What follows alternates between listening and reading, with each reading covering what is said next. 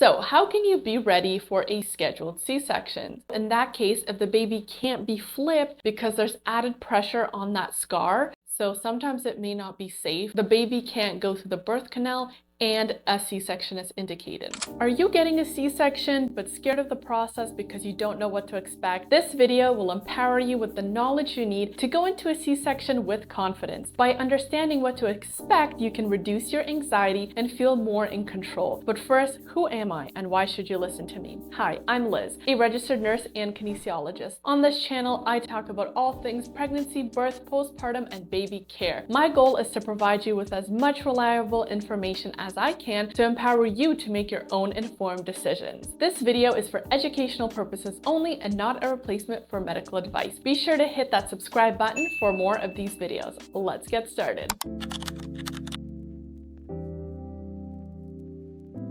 Many people feel judged when they tell others they're having a C-section, but there are a lot of reasons why a scheduled C-section may be necessary. First, there are the medical reasons. A big reason for a scheduled C-section is when baby is in breech. This means that the baby is not head down, but it is in this kind of horizontal position. As you can imagine, it can be pretty hard to give birth through the birth canal when the baby is in this position. So in that case, if the baby can't be flipped, we actually just do a C-section. Another condition is placenta previa. This is when the placenta is covering the cervix, the exit. So if the placenta is in the way, the baby can't go through the birth canal, and a C-section is indicated. Also, women who have had previous C-sections and don't want a BVAC, which is a vaginal birth after a cesarean, because there's added pressure on that scar. So sometimes it may not be safe to have a vaginal birth when you first had a C-section. This is completely up to your doctor though. If you're expecting twins, triplets, or more, especially if the first baby isn't head down, can be a huge indication for a C-section. And then there are also the maternal conditions such as herpes, for example, or fetal conditions requiring immediate medical delivery. Then there are personal reasons, such as history of previous traumatic births or cultural and personal preferences. So how can you be ready for a scheduled C-section? A few days before, you want to talk to your doctor about your preferences and make a C-section birth plan. Yes, you can still have one. Ask about delayed cord clamping, skin-to-skin contact, breastfeeding immediately after birth, etc. I'll have a link down below for a done-for-you C-section birth plan where you can tick off the boxes of your preferences. You can also grab my free weekly newsletter while I send you tips and tricks on birth and baby care straight to your inbox. It'll also be linked down below. So after you've met with your family doctor or OB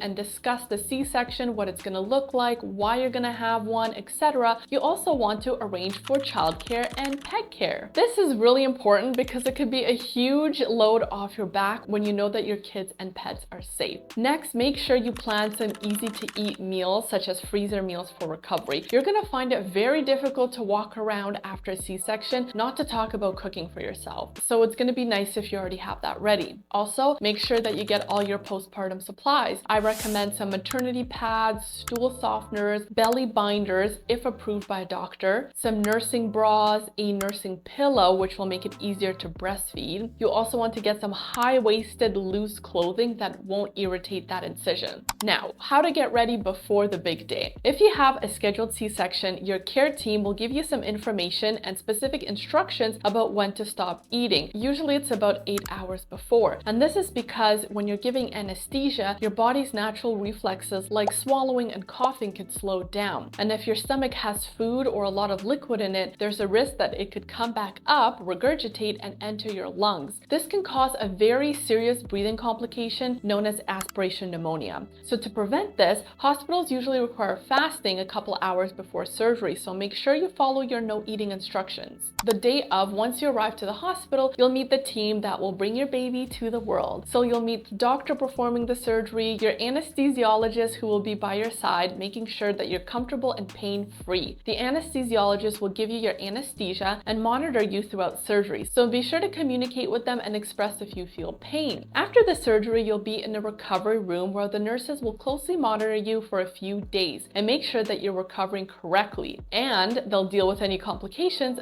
that arise. I hope this was helpful. Check out my video right here on C-section recovery, where I go into more detail as to what happens after your baby is born and how you can recover as fast as possible. Thanks for watching.